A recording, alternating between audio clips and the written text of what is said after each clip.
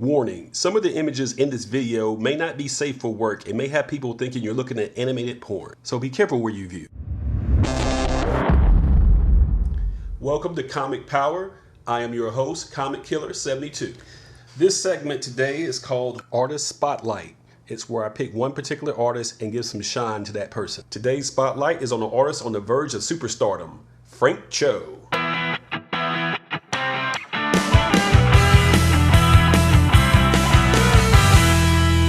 As I discussed in previous videos, May is Asian Heritage Month. So I'm going to take the time to highlight Asian superheroes as well as the real life creators of Asian heritage. I also wanted to do more artist spotlights, so you're getting two for the price of one, with me featuring Frank's work here today. Frank is a Korean American and he got his education at Prince George Community College in Maryland, where he wrote and drew a cartoon strip called Everything But the Kitchen Sink for the college newspaper, The Owl. He got his first professional work doing short stories for Penthouse Comics, which could be described as raunchy sci-fi fantasy. In 1997, he created Liberty Meadows as a syndicated comic strip, which he brought into comic book form in 1999. He was doing work as a in-demand but yet anonymous artist all through the 2000s for Marvel and Image. He was heavy on the con scene too on Artist Alley, where you could get commissions of his work. And these works were similar to what Adam Hughes was famous for. Very sexy TNA, but told from a very self-deprecating type of style, intending to be funny and laughing at itself. In 2014,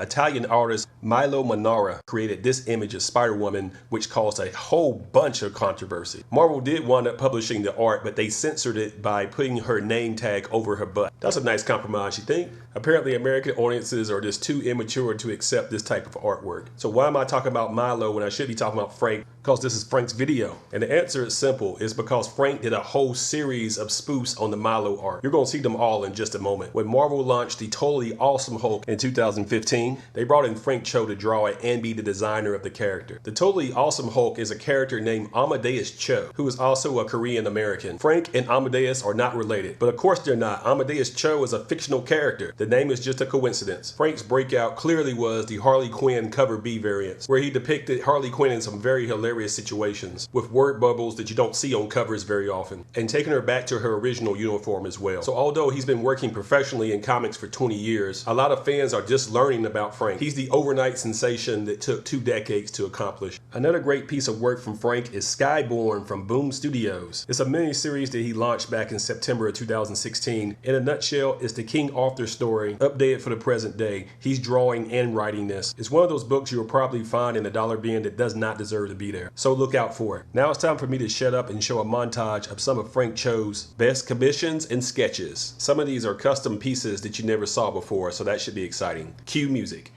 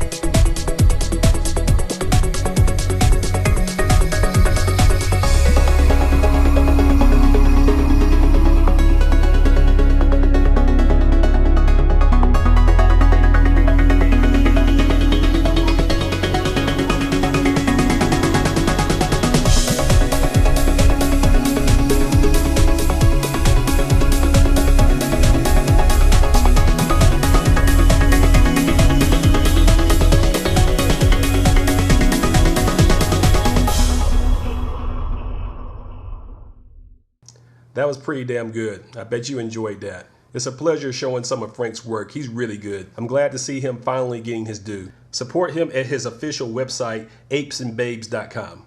And of course, rewatch this video because I'm sure there's some stuff that you missed or want to see again. Also, tell me in the comments, what other artists would you like to see featured at my YouTube? As always, don't forget to subscribe, give the thumbs up, and share these videos on social media so other people learn about the channel. Until then, this is Comic Killer 72 signing out from Artist Spotlight.